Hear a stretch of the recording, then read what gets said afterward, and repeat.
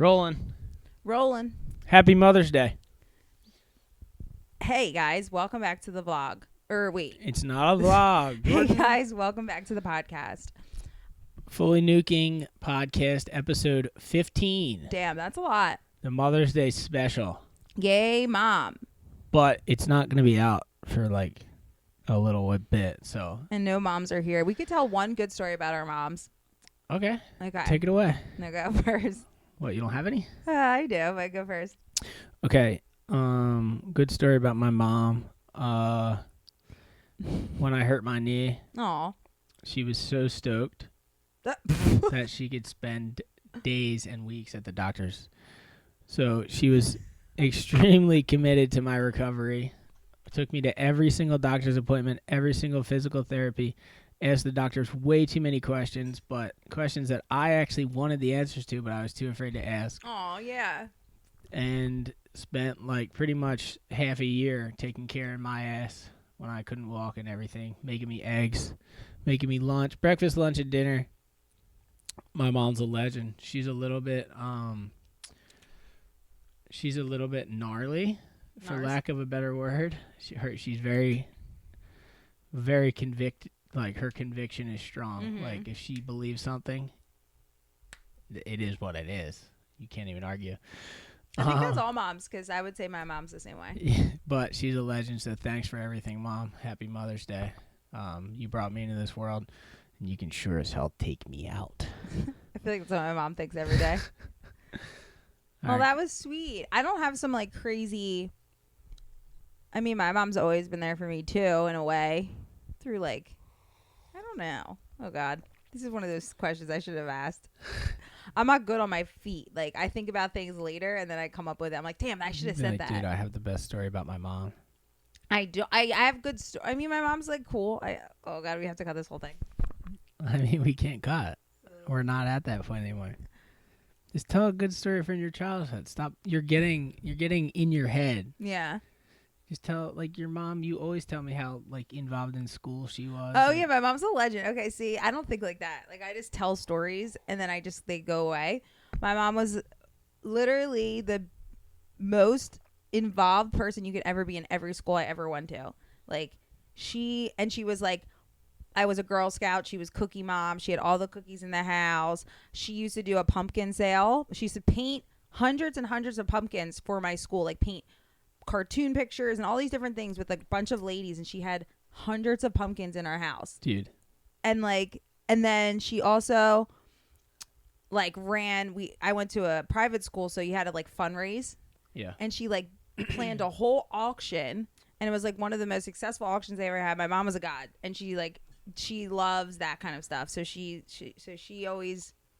was always at school. So my mom would paint t-shirts, and this is like the softest spot in my heart. Like, dead serious, this is the softest spot in my heart. Like, I have nothing in my life makes me feel as much as remembering this. What do you mean? I've never even heard this. My mom used to paint t-shirts, and she's so adorable. Her big logo was always the Jesus fish, the Pisces or whatever. Okay, yeah.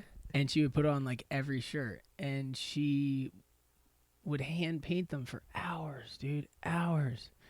And she would go to the school craft fair and sell shirts, cool. And it's so cute. Like, I wish she still did it. Honestly, I don't know why she stopped, but she would put so much time into it, and it was just like, it's just one of those things as a kid you don't think about, but like, every human, like, because they're our parents, we just see them as our parents, yeah. You know, but like, every human has these things that they do and they want to do, and like, I don't know, like, now that I'm thinking about it, I should just hire my mom to do a limited run of Nub Nation t-shirts, and put them online for the Nub Nation. That'd be cool. But yeah, we always had her custom shirts on, and it's funny, like, you would think, like, because you're always like, dude, you're your dad. My mom influenced me in so many ways. It's like the creative side, 100%. Yeah, your personality, though, is your dad. For sure. I mean, look at my face. Like, not even just that. Like, your dad, like, you guys are just so chill. Yeah. And your dad's chill. I've never really seen your dad turn. He gets turned, though, dude. So turn. Yeah, but moms are legends. Yeah. They fully. Yeah. My mom would like full Sunday school teacher. I remember when I got her 5th grade, I went into her Sunday school class. I was like, oh, my dad was my God. we had Wednesday. We didn't have Sunday school. Literally God. No, but my dad was our he would come in. It was Wednesday nights, and my dad would teach us the fucking. Ooh, I cursed. Ooh. Talking about church. You're I know. He would teach us like the Bible and stuff. What the heck? What was that, like CCD or whatever? Yeah, I had CCD when I was in 3rd grade because I didn't go to Catholic school yet. Oh, I was going to say, because I'm not Catholic, so I didn't have CCD. We had confirmation. So we had Sunday school. You could go to Sunday school until you were done 8th grade. But like once there might even have been a high school class. But like once you got to a certain age, I think it was like 16, you were just church guy. Yeah, that makes sense. And you would have to sit through that first hour of church. Because usually we would only have to go to the last half hour. Because we'd go to an hour of Sunday school, and then we'd only have to go through the last half hour, like withstand the last half hour. Dude, I have so many good memories from church. Vacation Bible School. He's got the whole world in his hands.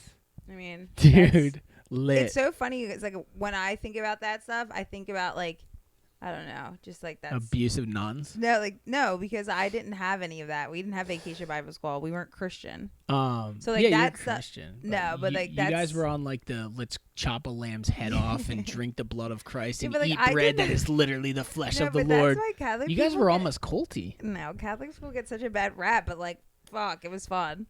Yeah. And being I don't understand that. I think Catholic, just that side of it, is just more strict. That's all. Oh, yeah, fully. But, like, I feel like because I'm young, I didn't grow up. Like, my mom grew up in South Philadelphia going to Catholic school, and she used to get hit by nuns. Yeah. Like, she literally was terrified. She tells me stories all the time. Like, how she would be so terrified to go to school every single day because she didn't know what was going to happen. Wow. And she also was That's not fun. Like, she was really shy as a kid. Yeah. So she would get really, really, really bright red. So they would like embarrass her? Yes. Or like the kids would embarrass her. Savage. It was just really sad. So then that sounds traumatic. Oh, that's another thing about my mom. I mean, I just think about my mom. She's like the best cook ever. And the best, like she has made or I've gotten a birthday cake for me every year. Dude. And like my mom's cakes, except the last one, but she ordered it.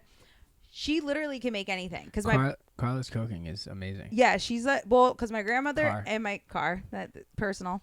My grandmother and my grandfather owned bakeries and owned catering businesses. So my mom like took that on. I think they should still own. Like, how cool would that be if like... They're not alive, baby. I'm saying your family. How cool would that be if you still ran the bakery and you were like the bakery bitch? And well... you're like, get those orders out. Are you kidding me? I wish. That'd be legendary. I wish. So we had...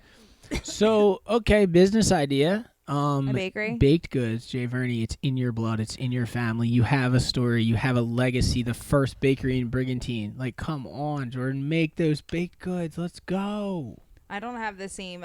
I'm good, but I don't have the same patience to bake as, like, my grandparents did. Like, my grandfather, supposedly, the legend has it, that he was the first to bring cannolis to Philadelphia. Oh, straight from Sicily. No, he's from New York. Well, his father was from one of those towns in Italy, but what cannoli? So Italy? No, but so he was the cannoli guy. I have a T-shirt. What's his name? There was T-shirts made Mario. Mario DeMeo. DeMeo. Wow, that is very Italian. Yeah, legend. So Mario was his name. That's amazing. I forget about that. So we actually have T-shirts. So you have to name your kid Mario. Pretty much, or the middle name. So why do you get mad when I play Super Mario? I shouldn't. But listen, I'm listening. We have T-shirts that I still have in Brigantine. It pretty much says like don't break my cannoli, and these were T-shirts that he would sell in his store. What do you mean? It pretty much says is that it's. I don't know Italian? exactly. No. I don't know. I think they might have other words, but these were a picture in all like Italian colors and stuff, and said "Don't break my cannoli," and like. So that's legendary. For sure. Yeah, and like he supposedly taught the one guy in Philly that's now still a huge company how to make a cannoli. Wow, that's and wild. My grandfather. Well, he just died too young, pretty much. That's what happened. How old was he when he died? I think he was in his 70s, but he was, had like health problems, like smoking and stuff. But it would have been cool, and maybe one day I'll have a bakery. And you could be the cannoli queen, and you could have that same shirt remake it. I might just remake it just because of the shirts. But like, you should totally do something with that. That's like a lifelong. Like my dad started a landscaping company. Yeah. It's not really a family legacy. My grandfather was a dentist before him. Before him, I don't actually remember what my great grandfather did, but he was a woodworker. But my great grandfather Benjamin, where I got my name, was a woodworker. Bob was a woodworker. He's not anymore. And then my dad just no interest. Yeah. When we were kids, we'd spend, hours. Christmas Eve at Big Bob's house. You would just woodwork, Oh my right? God, I built so much stuff. But a specific memory I have from church. I was all the way in the back. Like our church was huge, dude. Like if you went, you'd be like, whoa. What was your church called? Bethel United Methodist. Methodist. So, first of all, my second best friend in life, Mike Nespor, I met him in church. He died. You know this. He died in 2013, I believe, on a motorcycle. But so I was in the back, and I got on the ground. I was so bored. This is like epic shit because you're a kid and you don't think about what other people think about you. Yeah. I got on the ground in the middle of the pews. There's a big aisle to the front, and I rolled all the way to the front. That's godlike. And I ended up at the front, the altar, and the priest said something, and I remember everybody laughing. Aw, how and old I were remember, you, though? I mean, probably, I was young, like 17. No. I was like 9 years old. Aw, like a grom, but not super grom. You know? Super grom. That's young. I was probably 6, dude, honestly. Like, I don't remember. Such a cute. So he made the joke, and that's like everything clicked. I was like, That could be funny. oh, there's other people here. Oh. No, I was like, oh. Whoops. What did your mom do? My parents were cracking up. They thought, and I remember I like ran back so embarrassed. But it was all like the old people, which is so crazy. Like, hate to say this, but like all those old people that I like loved at church are probably dead. You know? You loved old people? Yeah, like when I was a grom, like all the old people we went to church with. See, I mean, church was just different. We had a full vibe at church. Church was because my life. Really? Like, dude, my mom, obsessed with church. But she's not as much now. No, but I mean, she still goes to church. But no, every Christmas we went to the 12 o'clock thing. Like, dude, church was my life. Like, my mom was a Sunday school teacher. Yeah. Worked at Vacation Bible School. Made us read like certain passages at home. Like we would do our Sunday school homework, and it's like, Mom, it's not real homework. You know? Oh, like, that's cute. Yeah, we would have CCD homework, but I don't even know if I did it. And then I had religion class all through my whole Your dad school. was doing it for show. Why did my dad do that? That's what I'm questioning. He was doing all your homework. Like what? Yeah, in high school, my dad used to write my papers, which is so funny because then I started writing my papers in college and got better grades than my dad. But so like, all right, so like my mom has a paper that she's extremely proud of, the Joan of Arc paper. Who did she write that for? For Hob. So I'm the only. Imagine being extremely proud of a paper that you wrote for She's your like, son. I got an A in Hobbs art history class. But they had to know, no offense to Hob, but they had to know that wasn't his like writing. I think about like, this kind of that's stuff. what my parents, like my dad would write, and they knew that I wasn't writing like but that. I think about it, and then I think about like the giving a fuck factor of the professor. Like, I'm sorry to say, but like if I was a professor, and it's a good thing I'm not. You know what I mean? Yeah. If I was a professor, I would do exactly what all my professors did. They skimmed through, made sure you did your work, made sure you did a little bit of research, and they didn't really read your paper. No, all and mine they give read you mine. a B+. No. And then if you wanted to do corrections, you could get an A. That's pretty much For my what? entire High life. school or college? College. No, mine would be legit. They And were I like remember, legit. dude, in grade school, I didn't go Yeah. to high school, obviously. So my high school teacher definitely read every word of my papers. My mom. But I don't. Oh, go on. in middle school, I remember my teachers, they didn't read anything. They would just give whatever grade they felt like giving. And then you'd have to argue with them. And then like I'd have like a parent-teacher conference, and Mr. Sturgis would be like, yeah, you're right. I shouldn't have given your son a C- because I don't like him. I'm going to give him an A because that's what his work deserved. So, heavy. That's heavy, but I don't know. I didn't do. Ow! Sorry. I have a. Oh, that hurt. I didn't do my papers in middle school really, or like high school. Like my dad would always help me, but in college I always did them, and I think they always read them. So I don't know. Maybe I'm wrong. I don't know. I think they did. Maybe I'm just thinking of a couple specific professors Yeah. that I know didn't read them. Oh, yeah. No, And I then know that they makes would. me think that most of the... But Because I would have like notes throughout the whole thing, like awesome point, like blah, blah, blah. see, like I knew like in my video classes that like the teachers watched through and they wrote down notes and they'd be like, this is what you need to change. Yeah. But like I just feel like my other classes, and maybe it's because I went to a college that was mostly technical, so like they didn't really care about English as much, so they maybe hired someone who might not care as much.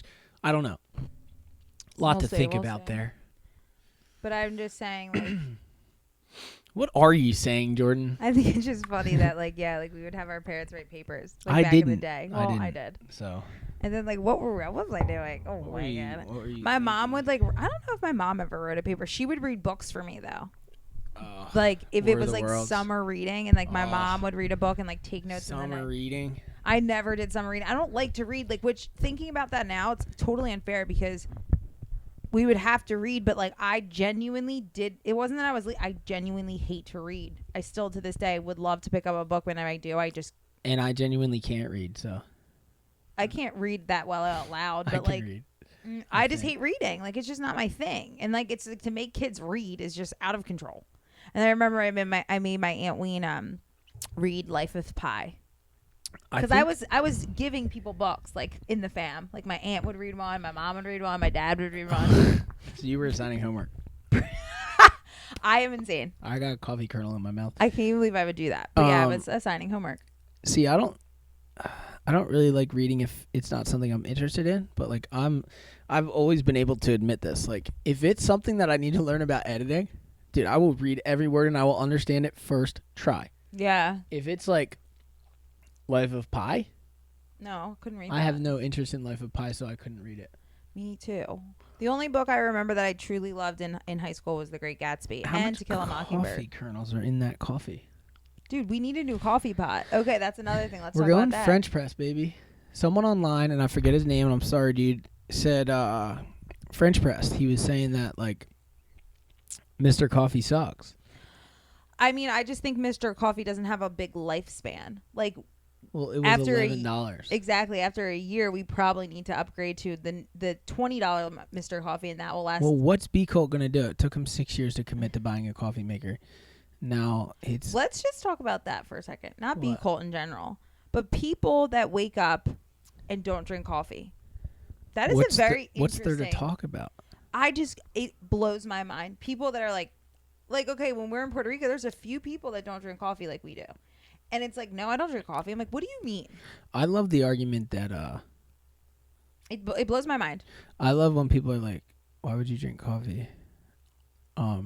They've proven that up to 6 cups of coffee a day is healthy. It's 6? beneficial. Yeah, Well, like that's gnarly. for me, it's like I go to sleep genuinely excited to wake up to have a cup of coffee. Yeah, of course. I have I anxiety. mean, we go to my bed heart. earlier to wake up sooner to get coffee sooner. Because like once 7 o'clock comes, you're like, "Fuck, I can't drink any more coffee today. This kind of sucks."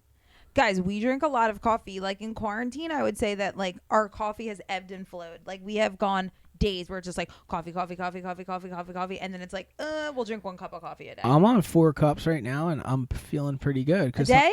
Right now? Yeah, sometimes 4 cups can throw me over the edge, but I think because I know it's flat, I'm not like anticipating anything for my day, Yeah. so I'm not anxious. If I like, pretty much my life is like if I know that like the tide's dropping, Yeah. I'll be anxious all day, and then once low tide hits and the tide starts coming back up, when I Yeah. know there's going to be a good window for me to surf, Uh-huh. I get a little calmer. Mhm. But then when I get closer to the surf session, I lose my mind. So if I drink too much coffee in that span of time, either while the tide's still dropping or before I surf, I'm going to lose it. Oh gosh. Yeah. Lots of coffee. I do miss really that doesn't make sense, but I do miss going to Starbucks. I miss going to just get a cup of coffee. I think you said this last podcast. No, I said that You like must 3 really miss podcasts. I just miss the fact of like you can go and just genuinely not be scared to be outside. Like Okay. that's so brutal. If and like I you- want to know if anyone listens from like Florida or California or the states that are reopening, how is it? Is it like normal to go? I've been talking to this one person from Florida, and they pretty much are telling me you don't wear a mask anywhere, and it's pretty much open for business, and you don't have to wear masks. Here, none of the like restaurants, like non-necessity like restaurants, really, or whatever you want to call it, you can't go in, and you pretty much have to wear a mask. Yeah, you can't go anywhere in New Jersey without a mask on. I mean, I see people literally driving with masks. Like, when I'm in the car, I take it off. But, like, if I'm getting gas, he has a mask on. In New Jersey, they pump your gas. Yeah. Which is still kind of weird. I think New Jersey, Oregon, right? That's it? Or it gives people jobs. That's still going to be my claim to fame if I ever let's run talk for president. about this. This is one of the first things that me and Jordan agreed on when we met each other. We were like, dude, why wouldn't they do gas station attendants at every gas station in the country? It would provide tens of millions of jobs. And we were both like, it doesn't make any sense. Like, why would they take that job away? Exactly. Like, that's a job, and it's a good job. Like, people get tips, they get paid, especially if you work at Wawa, which is our like big gas station. $15 an hour and tips and benefits if you work at That's like good lit. ones. If I ever ran for president, I'm telling you, that will be my thing. We will bring back gas, and no one likes to pump their gas. It's dirty. Well, guess what? Germ it's more spread. sanitary if just a few people pump it than everybody touching that thing, wiping their nose, putting it back, putting their card in, messing up the machine. How many machines get broken by people just? Hello, this makes sense. This is crazy. This is cray-cray. The new world that is going to come from this is there is going to be a lot of like rules change. Watch the coffee. There is going to be a lot of rules changing, aka like sanitation and like people commuting. Like I was talking to his sanitation, exploration. I was talking to your mom and G the other day, and I was saying like, you know, shout out G. I used to travel to work on the train. Sometimes I would drive a lot, but I would take the train when I would get like just over driving. Yeah. And my stop was kind of like halfway. So like the train would pretty much be filled to the brim. Like you couldn't get a seat. And I would be on top. People would be all standing. I would be on top of people. Like I couldn't even take my phone out to look because there was just someone next to me. And like that just can't be happening. That is gross. I remember the SEPTA days from college. I hated them. I'm the biggest germaphobe ever, and I would rather fall over when the train stopped than touch that rail. Exactly, and those are things you have to do because the train goes, and I would have to grab. Yeah, 100%. I never touched that thing in my life. I won't even touch the one at the Orlando airport. Won't touch it. Well, the problem was like, I just don't think like that now. Maybe I will, but like I would like, because the train station I went to, I guess they're all underground pretty much, but like it would go underground, so like you'd have to take the steps down, and I would like granted I would touch the rails, and then I'd be like, are you kidding me? But if you think about it, think about all those germs that like I was not getting sick, dude. And then you probably wouldn't get sick now if you did that, to be honest. No, I know. And then the elevator going up to work. Can I tell you a really good story about the SEPTA? Yeah. Remember how you would have to buy your ticket? Like, you could get on the train and then buy your ticket from the guy? Yeah. So, I never had any money in college, obviously. Somehow, I think it was Wawa Margate, somehow I came across a counterfeit $10 bill. And I knew it was counterfeit because the ink was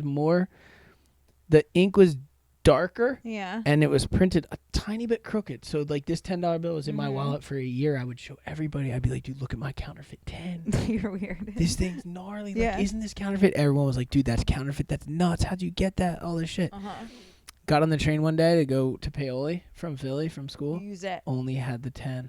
I was like, dude, am I about to let this guy boot me to keep my counterfeit 10 or get arrested for using counterfeit money? So I gave him the thing, and he gave me change, and I was like, damn, that's it. My counterfeit 10's gone, but I got the train to Paoli. It was like $4, right? Something. Yeah. They don't really check, but I don't know. I have a crazy train story. That was the life and death of my counterfeit 10. Go ahead. You want to hear it? Yeah. Okay, this one time. First time touching on the podcast. Whoa. Okay, this one time I was... So when I was working in the city... there was this crazy storm coming, and it was like a bomb cyclone. And at this point, I had a boss that was pretty much a jerk. Total jerk. And he was just like, "Oh, it's not bad." Granted, he worked like 2 blocks in the city from my building, so it wasn't a big deal to him. Bad for him. But it took me a 20-minute car ride. Really takes like an hour, and I actually didn't drive that day. I freaking took the train. So I was like, "We need to leave. We need to leave." Everyone and I'm the guy always telling Jordan the whole time she worked there, fuck that. Don't go in today. It's going to be brutal. Like, Yeah, so, like, all this stuff would happen, and she'd still have to go to work, like, no matter what. Yeah. So, like, I was at work, and I was like, okay, I have to leave because, like, I won't be able to get home because, like, trains slow down, they stop, whatever. Oh, they get so bad. So at like 2 or 3, which granted I leave at 5:30. It was like 3 o'clock. He was like, everyone go home now. I'm like, wow, okay. So the bomb cyclone comes. It's trees are down, storm, everything, rain, wind. I'm at the train station. 4 hours go by. I'm still waiting for my train. No train. Finally, around like, I think it was like at that point 8 o'clock at night, I get on a train.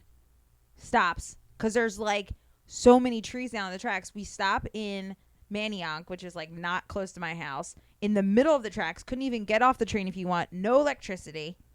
And we were stuck there for like, I would say like 45 minutes. And I was just bugging out. I was like, this is where I die. Dude, how gnarly is it when they lose power and the train just slows down and you're just like waiting for them to say something. It takes like 10 minutes and then they're finally like, hey guys, we lost power with the main line, but we're going to be back up. And you're like, yeah, right. Oh my God, because the train system in Philly is horrible. People like literally, it's the worst train system. I couldn't even imagine.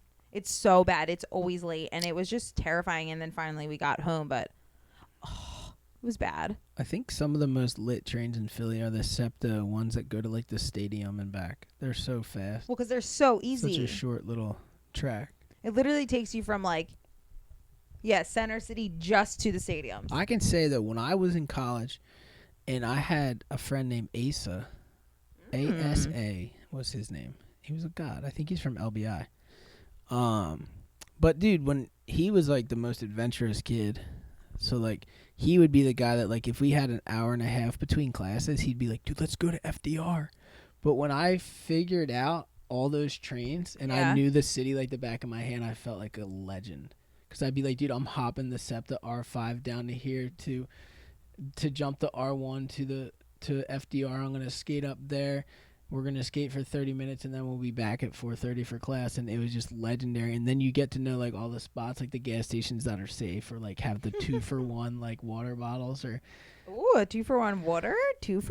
And then, Philly can be fun like that. And then at that point, I was drinking too. So, like, knowing the hole-in-the-wall bars, like, you know, like kids from class would be like, dude, let's go get wasted over here. Like, I still can't figure out the city, which sucks.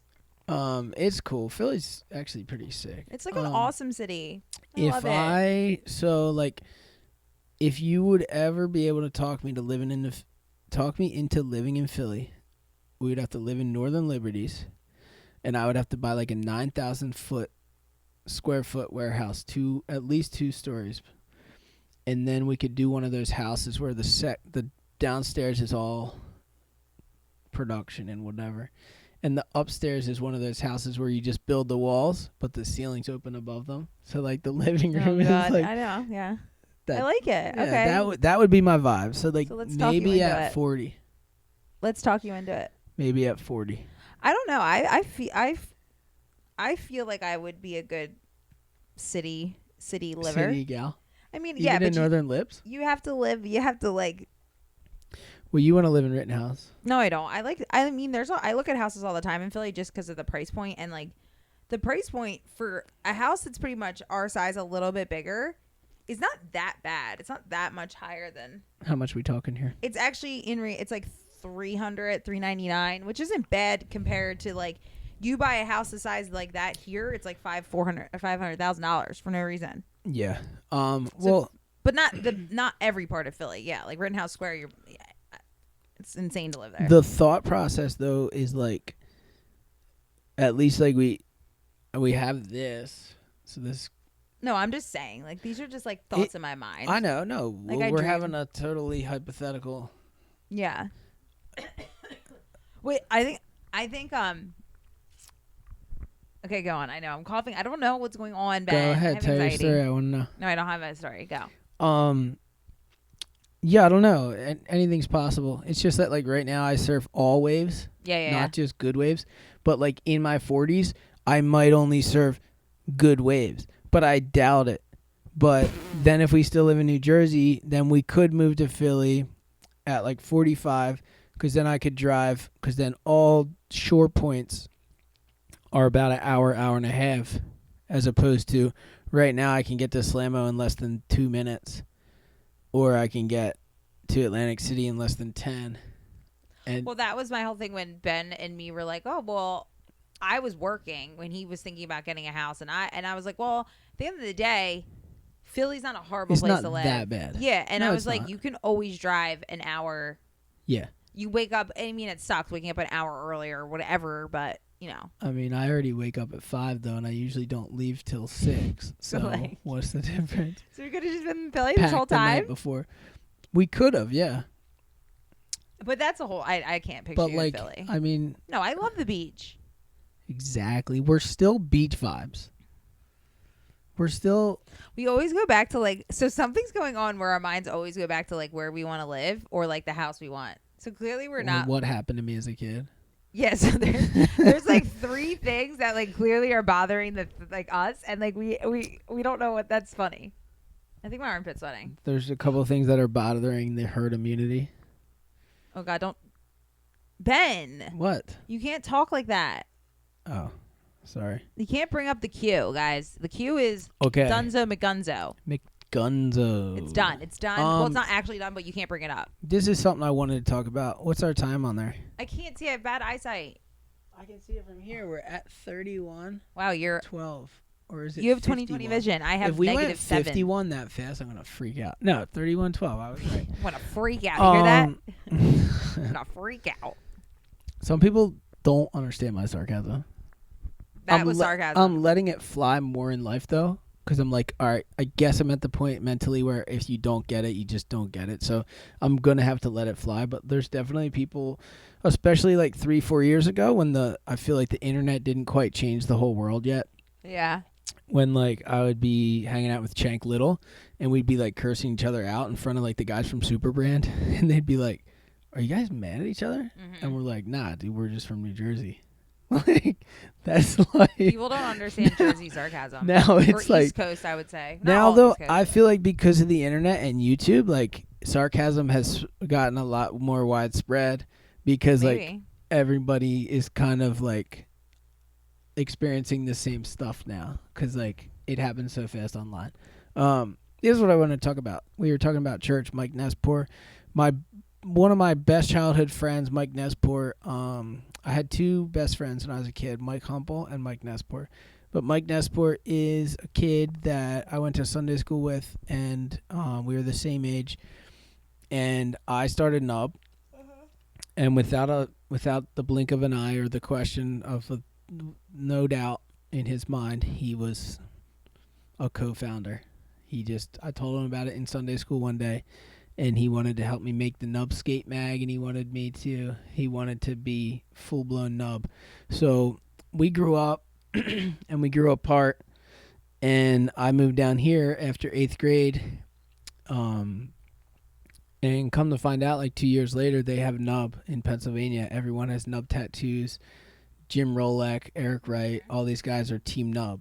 And That's I'm so like, crazy. I'm like, dude, how? And Mike Nespor took the seed of what we believed in Yeah. and grew in Pennsylvania, and we had Nub here. And then when we started filming Nub TV, everything came together, and we would hang out with that Nub crew. And all Mike Nespor's friends, like Grant, Jim, all those guys, like Eric Wright was Mike Nespor's friend. We didn't know Eric Wright. Yeah. We came together. Which I and always thought Eric Wright was like, I thought he Like- was like from Jackass. Like he just had the look. he does. He has like a really, he's like a handsome guy. He's like Bam. yeah, no, what? He's better looking than Bam. He was good looking, and I was like, is this guy like famous? He looked famous. He looked famous. That was the No, best part Eric of it. Wright had the vibe, and dude, that guy was one of the best skaters I've ever knew in my life. Why? He really did look famous. That's I don't know weird. what he's up to now. I haven't talked to him in a while. We saw but him 2 years ago. Remember that's that 2 thing? years. I know. I'm just saying. At least we saw him. At least we saw him. Yeah, true. That's not that long. I think he's a groundskeeper. Okay, wait. But Mike Nespor, is he on the Nub TV channel? Like I've never seen him in any stunts. So he didn't really care to be on film. Like there's a couple Oh. stunts he drove machines and trucks to pull us off of stuff. He wasn't really that into it. As far as like being on camera, and then like Eric really got into it because Eric I don't think was employed, so It was fun everyone for him, else yeah. had other stuff to do, and then we were just doing Nub TV. So it seems like it's weird how stuff like that works. Like if you're the least responsible people, you end up being able to do the stuff that could actually like leapfrog you past Because like Eric Wright, like just say Nub TV panned out and we got one of those Dude, TV like shows. Jackass, Like yeah. if we got a TV show, like one of the 4 that we could have gotten, Eric Wright would have been like no job, just straight to like a full career in TV, which is crazy. But this is a great segue into our Dun dun dun. into our moment. So guys, mythbusters.com. Yeah, you're touching me a lot during this podcast. I miss you. Oh, so nice. My family was on The Simple Life with Paris Hilton and Nicole Richie. That is insane. It to me. happened.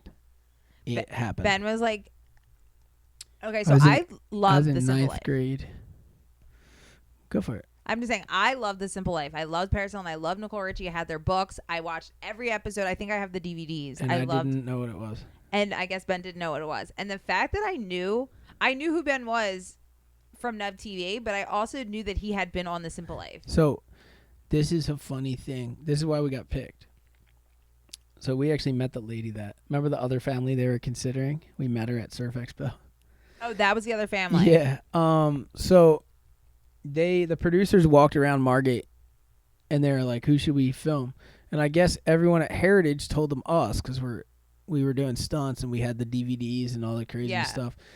And then the producers got my mom's number, I'm pretty sure from Randy at Heritage, and they called her, and he goes, hey, this is so-and-so, I'm a producer from Fox for The Simple Life.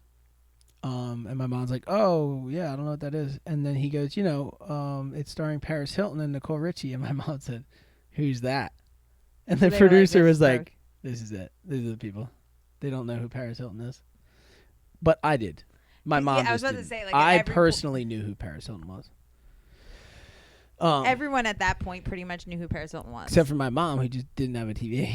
I'm sure my dad knew. He was definitely reading the tabloids. I was about to say, your dad and your mom sometimes does a tabloid. My dad is a might have skipped over Paris. big TMZ guy. A TMZ wasn't around then. It was just like I Star know, Mag. but he's you know? TMZ for life. For like, life. He's like pushing 60 years old, a contractor from PA. Pennsylvania, and he is a TMZ guy. He watches it every day. No, he doesn't. Yes, he does. TMZ though, that's like the trash one. I've caught him so many times. That's watching gnarly TMZ. that he watches. So you were it's full on. gnarls. So Paris Hilton and Nicole So- Richie like technically stayed at your house. I always say like Paris Hilton fucked me up, cause What? like Paris Hilton fucked me up. Why do you say that? Cause like after that, I know, guys. 100% agreed. like after we were on The Simple Life, I was like, damn, this is what I want to do with my life. You know what I mean? I was like, dude, there's 8 cameramen just following me around. I could just break shit, jump off the shed, like whatever, and they just film it.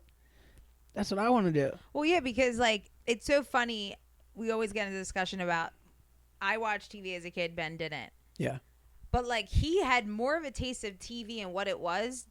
And however that happened, I don't know. But it's like I didn't believe in that I could be famous. Well, I watched people that were famous and was like, oh, this is cool. Like they have such a cool life. Like Ben. Well, I said this to you so many times. Like Like- I say this every day, so you're probably sick of it. But when I was 7 years old, I wanted to be a Hollywood director. I just knew, and I didn't even know what that was, but I knew I wanted to do it. But I like that goal. Yeah, it's a lit goal. That's That's cute. still a possible goal for No, me. 100% you could be. I just think it was funny that like the goal of being on TV was so prominent in you, like for so long. Well, I mean, dude, I literally have selfie cam footage, vlog footage from when my first video camera that my parents ever got us. First of all, imagine if my parents never got us a video camera. Second of all, how does an 8-year-old kid know to talk to the camera? Actually, I want to know. No, everyone does. Because like I used to do cameras with my friends. But what I'm saying is, like, now everyone does, and it seems normal. But in 1999 it wasn't normal. In 1998, it was. I would say. I mean, I Okay. have videos of me and Sarah like pretending we were like newscasters and stuff, and like did dress up parties. I would say that part is normal. I'm saying the part that like, yeah, like you had such a strong for not watching TV. I'd wonder how many famous people didn't really watch TV as kids, but just knew in their hearts they wanted to be like on TV. It's interesting. Yeah. Because like you didn't have like a. Did you look up to anybody back then and was like, I want to be like them? No, because we didn't know who Jackass was until like late into high school. Cause that's interesting. We didn't have access to that. Yeah. So like maybe 10th, 11th grade, we found out about CKY2K, the band movie, and we were like, holy shit, dude! These guys are doing what we're doing, but they're fucking making money. Yeah. And they're it's real. Yeah. And then after that, because there's so many stages to it, because once we saw that was full verification of this is possible. Yeah. You can do It's it. interesting. So you went. Paris Hilton was the first. Simple Life was the first time you guys were technically on TV, and that was like national TV. Yeah. Did you get anything from that? Like, did anybody hit you up? Any news? Not news people, but like, were you on the news? No, but the horse was pitching a show to Bunham and Mary or whatever. Murray. Yeah. From MTV, right? Yeah. That's the production company. Oh, but they So do they like made every The Simple MTV. Life. Oh, they did too. And some of the guys still work there, and they're like, "That's so funny. I know this kid's from The Simple Life." Oh yeah. Yeah. But no, I mean, there was no follow up anything. Like that was like peeking out on Fox prime time with Paris, and then What did you guys do to watch the 10 show? years 'Cause of you didn't have cable. crickets. We didn't see it. What? Everybody else watched it and told us about it. I didn't watch The Simple Life until Wait, you didn't they get a DVD sent in the us mail? a DVD eventually. So we saw it, but it wasn't like that show premiered on TV and we didn't see it. You guys didn't have like a premiere party. You didn't want to watch it. No, we didn't know. I didn't. Nothing. That is so crazy. Wait, Let's what? get to the point of the story here. That you were with Paris Hilton. It's Paris amazing. Hilton told me that I was the hot one. Oh, that's why she fucked you up. Why'd she say that to me? Because you are the hot one. No offense. She said, "You're the To me, hot you're the hot one. We were in the car. I was in the middle seat. Nicole Richie on one side, Paris Hilton on the other. My brothers had to go down to the beach to film another scene that I wasn't in. Paris Hilton was in the car touching my leg with, Ben. her leg. Oh, okay. How hard were you? I wasn't No, you lie. that hard. So wait, And at she the said, "You're the hot one." guys, Paris Hilton hit on my boyfriend. And I was like, Um, fuck. and you were just like a boing. Who was the hot one though in your eyes? Because I always thought Nicole Richie was actually technically Oh, pretty. Paris is way hotter. Yeah. But Paris's face is kind of weird looking. Nah. I I'd mean- still marry her. Straight up. Paris Hilton has blown up even more than she was in The Simple Life, which is Yeah, the that's my craziest girl. part. She's making the money right now. Can't we just like call her? Should I hit her up? I think you should be like, hey. It's Ben, the hot one from The Simple Life, Season 3, Episode 13, Firefighters. See, I also believe that that point though, that show was adding too much. It was like a 30-minute episode. Yeah, They 22 minutes. Yeah, and it was like they wanted you to live with you guys, but then they wanted them to be firemen, and then it was just And too they did the much. Brigada scene. Yeah, like and what? they did the Atlantic City.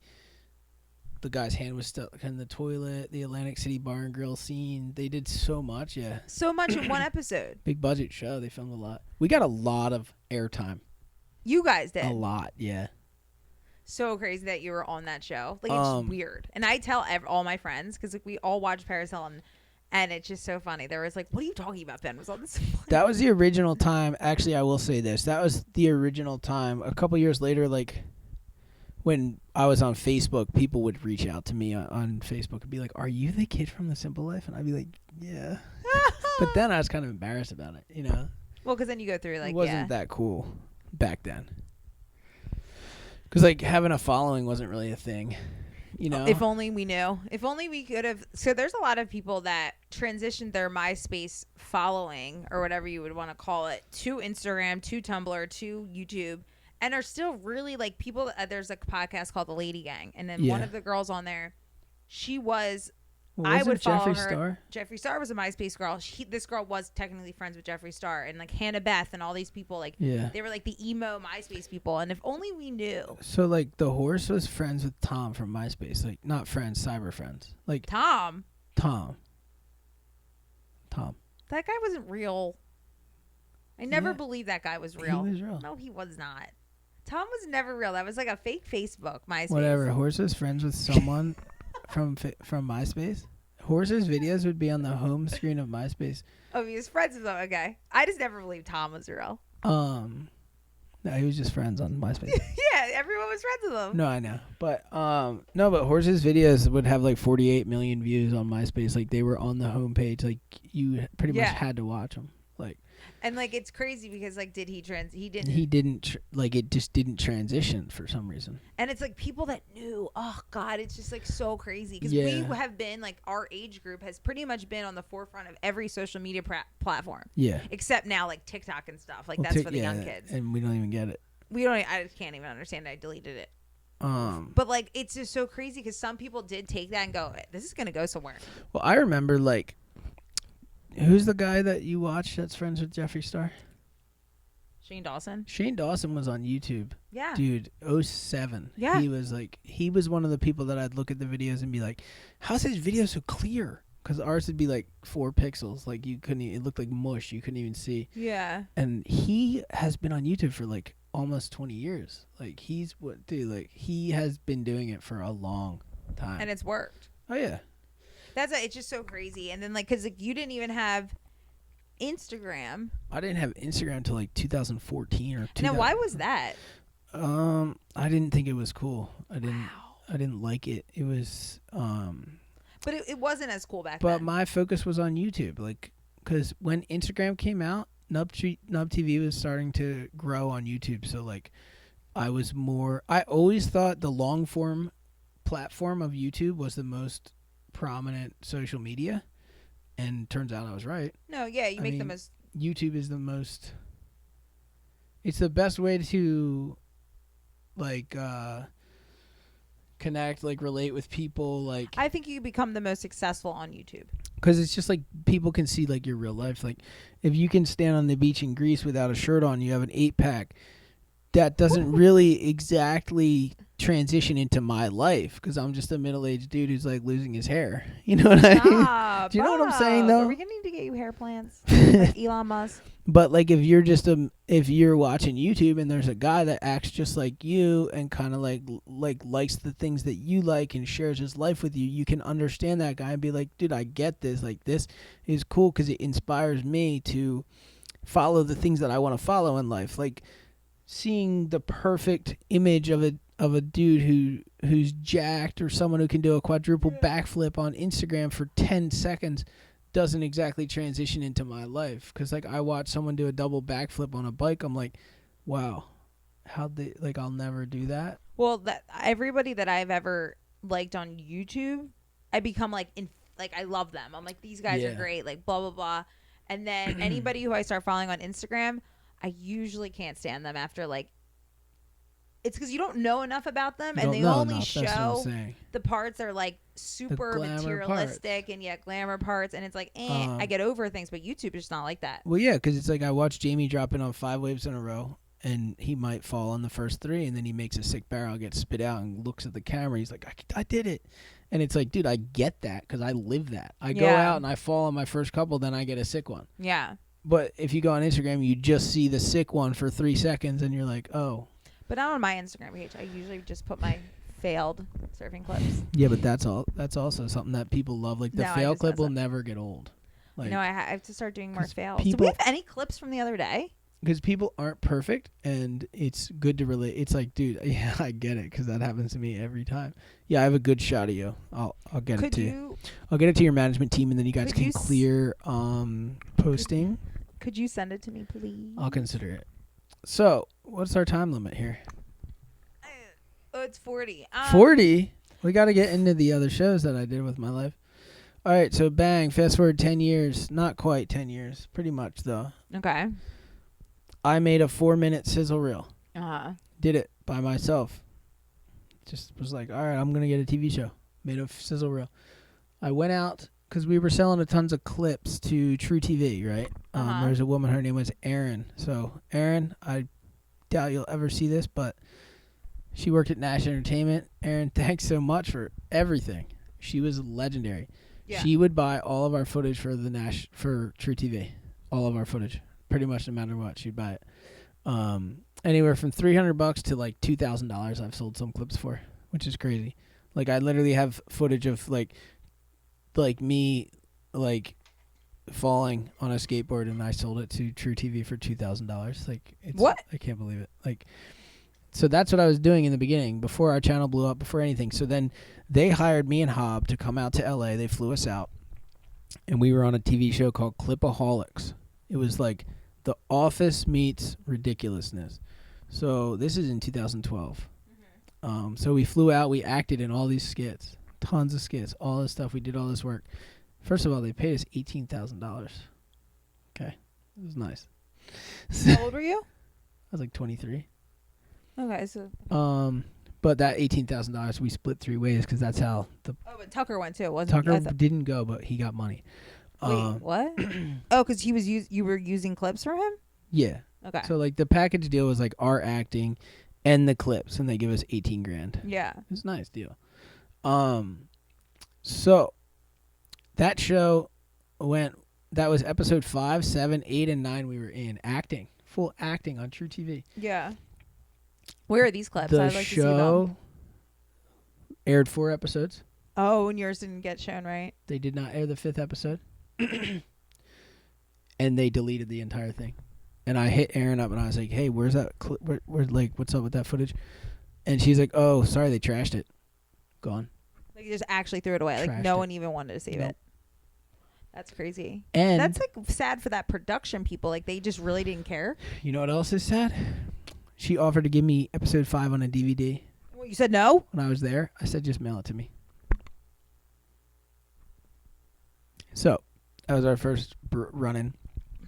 So while I was out in LA, I was at Crazy Mike's house, and Schliz came over. Yeah. Don't even know how they knew each other. Don't know anything. Crazy Mike was like, "This guy Schliz, dude, he was on NCIS, blah blah blah, every show doing stunts. He was a stuntman." So we had our DVD on the TV. Schliz was like, "This is amazing. This is so good." So I was like, "Dude, I have a sizzle reel.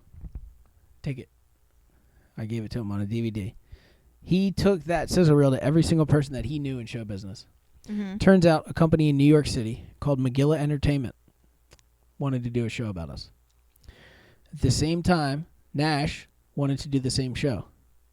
Nash. What's Nash? The one that Aaron worked at that did shows for True TV. Mm-hmm. So now I'm in a predicament. 2 production companies wanting to do the same show. I decided with McGilla. For some reason, it felt right. Yeah. So McGilla hit us up. They came in. They filmed an 8-minute tape at our house. Yeah. They sent that out to everyone that they knew. MTV bit. The new Jackass, they told us.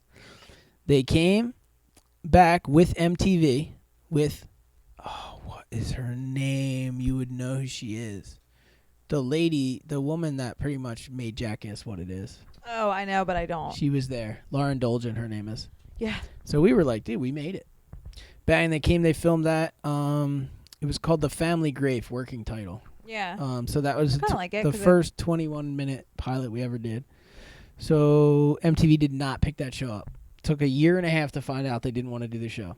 Next thing we know, literally, we're heartbroken. I can't believe it. We were going to make it. Week later, get the call from Brian from McGilla. Bang, A&E picked up the show. Let's go. A&E picked up 2 episodes, not just a pilot, 2 episodes. Just to see what, like, you could do? Yeah. Okay. So keep in mind, like, when you do this stuff, too, you're getting paid, like, $1,200 for, like, nothing. So what was it? Like, was it you, Hob, Turner, like, pushing for this? Was it mainly you It was pushing? me. Always me. Always Yeah. you. And then, like, your parents would just go. They'd go along for the ride. That's nice of them. Yeah, it was cool. Yeah. But at the same time, they secretly love the attention. Yeah. I mean, who doesn't? So bang, next year. So this is 2 years later. So I go from 23 to 25. Yeah.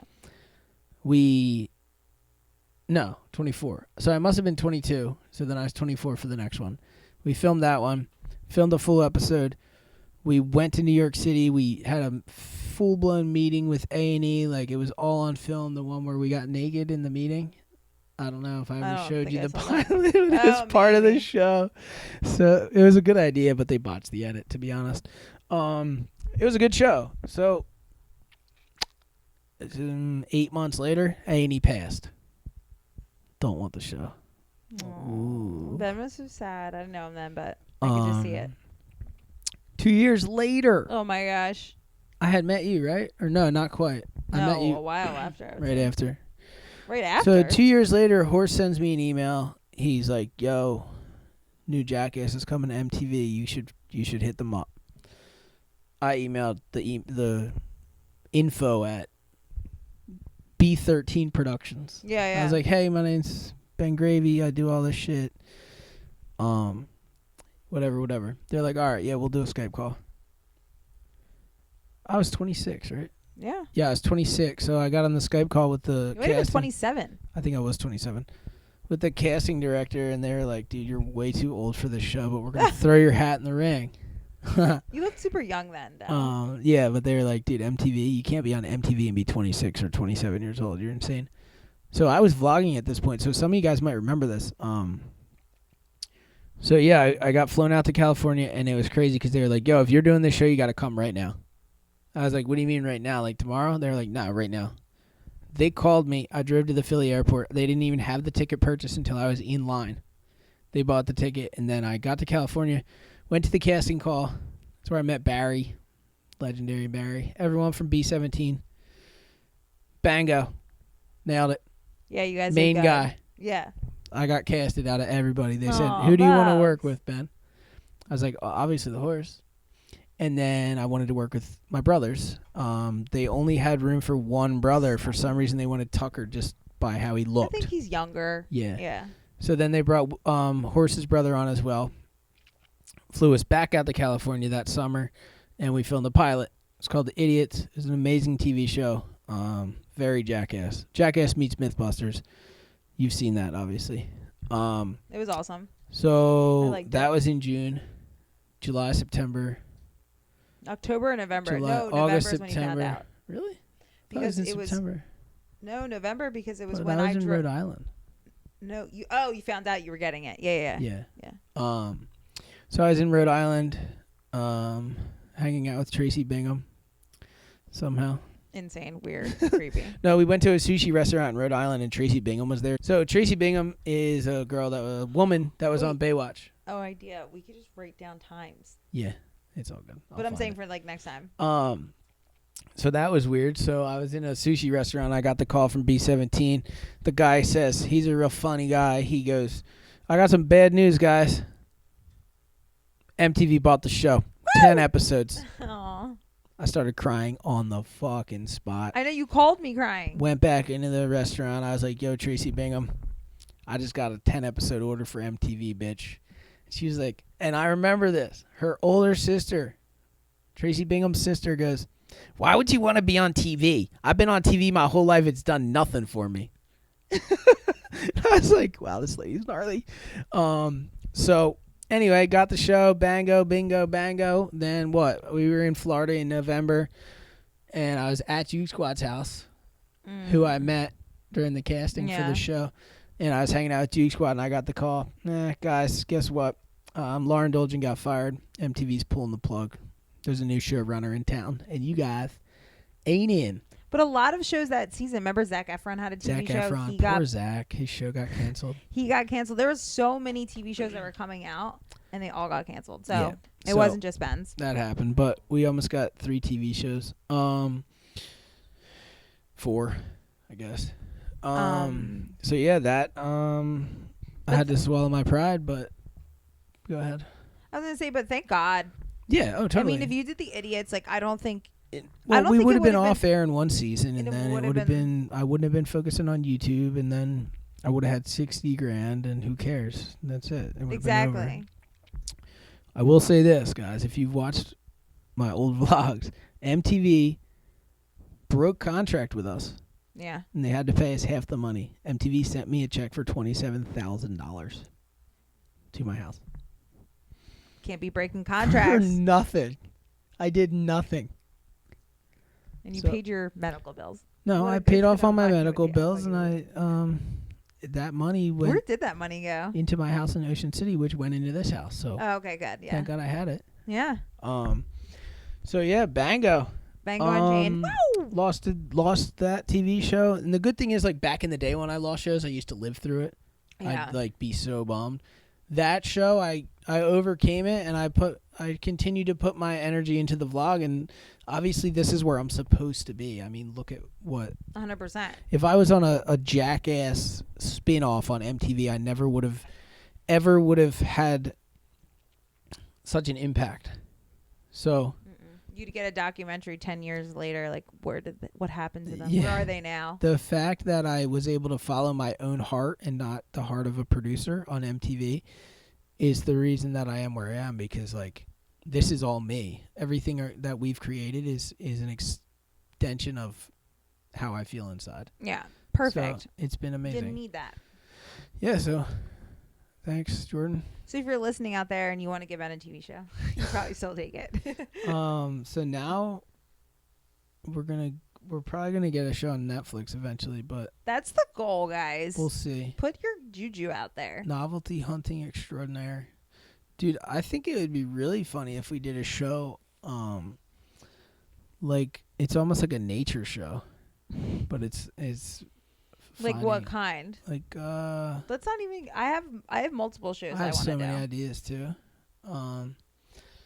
But right now the show that we're doing is my vlog, which is the best show ever. It's the most we could just fun. do what we want. It's the most fun I've ever had in my life is doing the vlog. Let's go. But that's a fun conversation for sure. Like what kind of TV shows we'd have? Yeah. I mean, wait. Can we just talk about that guy? What guy? I just want to know where he went. Who? The guy that came here. Oh my God. So this guy. I mean, he Whoa. might be watching. So what's up, guys? I forget your name, but he came to Ben and said like, "Hey, I work with Apple. I work at Apple. I work at Apple. I am Apple. He He had pretty an much Apple. told me he was Steve Jobs. Yeah, he He had had a an Apple. metallic Apple credit card. Like he had an Apple credit card. Never seen this in my life. Yeah. So like we knew he was legit. It was NARS. He came here and said, "Yeah, I want to talk to you guys about doing a TV show. Yep. I love what you do." On TLC. Yes, a specific place. Specifically TLC. And I was like, okay. And he was like, think Bourdain. Yeah, Anthony Bourdain, but for surfing, which I already have thought about that, thinking like it would be cool to do like a surfing culture TV show because there isn't Yeah, any. oh, for sure. And like I think we I would think be like I'm the perfect guy that. for it. Yeah, I think both of us, and then like Are you squeezing yourself in? yeah, because I'm the food person. You hate Oh, food, yeah, that's true. and I love food, and I love culture, and I love And all I'm that the kind of culture stuff. person. And Ben's a surfing guy. He can go talk about that.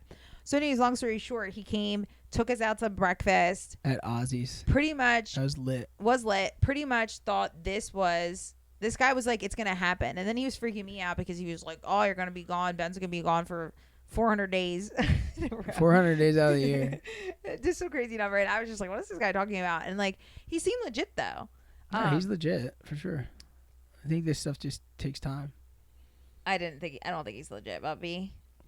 He never called back. He's a legit guy. Like, he's in a life. human. Like, Like, I I'm mean, saying, like, he he's walks legit. the earth. Like, yeah, that's what I meant. yeah, like he wasn't. Like I didn't a mean like he mirage. worked. I didn't mean he was like the showrunner at TLC and he was just gonna green But light it a just- show with no video evidence.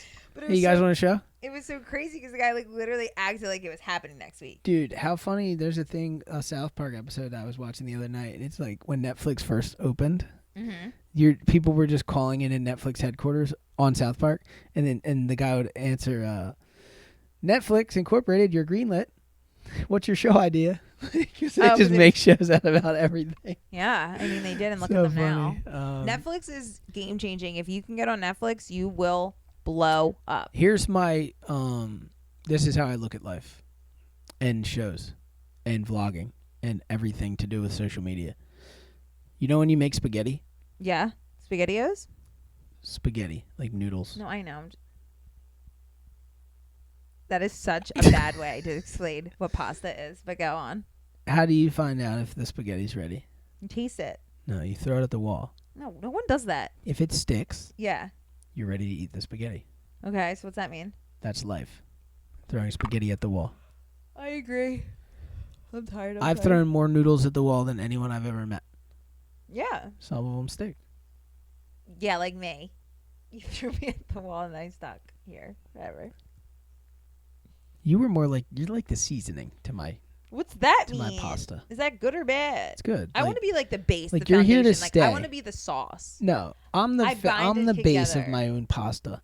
You are, you're the red sauce. I'm the red sauce. You're here to stay because it wouldn't be the same without you. Yeah. But like you could do without cheese. You know, if you didn't have cheese, but you don't you're have the to have ragu cheese. to my noodles. I don't. Okay, well, I don't want to be ragu. That's all. I'm a little higher end than the ragu. I think you're ragu. My eye is really itchy. I think you're ragu. Okay, whatever. We have ragu back here. Ooh. I don't know if you're homemade. I hate you so much. That's so mean. I mean, you have a Louis Vuitton Starbucks cup. Thanks, Sammy J.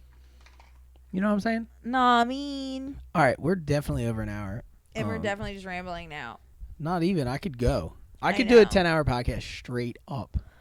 This is why people love podcasting. It's why Joe Rogan's podcasts are 3 hours long. But who has 3 hours to listen to that? I mean, unless you're driving. We watched. No, we didn't watch Elon 2 hours. I don't think we watched the whole 2 hours. Yeah, we did. Wow. Oh, and by the way, guys, we just finished Money Heist on Netflix. Lit. And if you want a good TV show to watch, it is so good. Watch it. I'm sad it's over because the next season is not out yet. Tell them the story. About what? You know what story. No, I don't. Yes, you did. About Money Heist? I'm an amazing... Okay, Ben's an amazing, just person.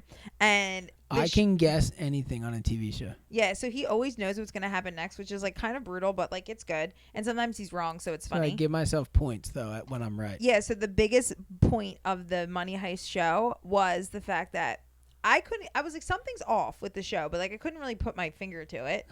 Finger point, whatever.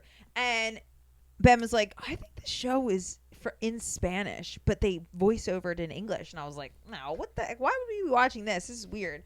So 10 minutes go by and I'm like, I'm Googling this shit. This is weird. I Google it. It's language, origin language, Spanish. And I was like, motherfucker. How did he know? Which made sense because the whole show was in Spain. You know who gave it away? In the back of the car, in the armored car. Yeah. I don't know what point in the show. Denver's voice and Denver. his face, he just looked Spanish. And the way he was talking and the voice, the dubbing was so bad. I was like, dude, this show's in Spanish. It's in Spanish. It has to be in Spanish. Because the only other time in my life I've seen dub overs that bad is an Eminem music video, and I might ruin them for everybody now after this. Go watch any Eminem music video. His freaking mouth does not match the words ever.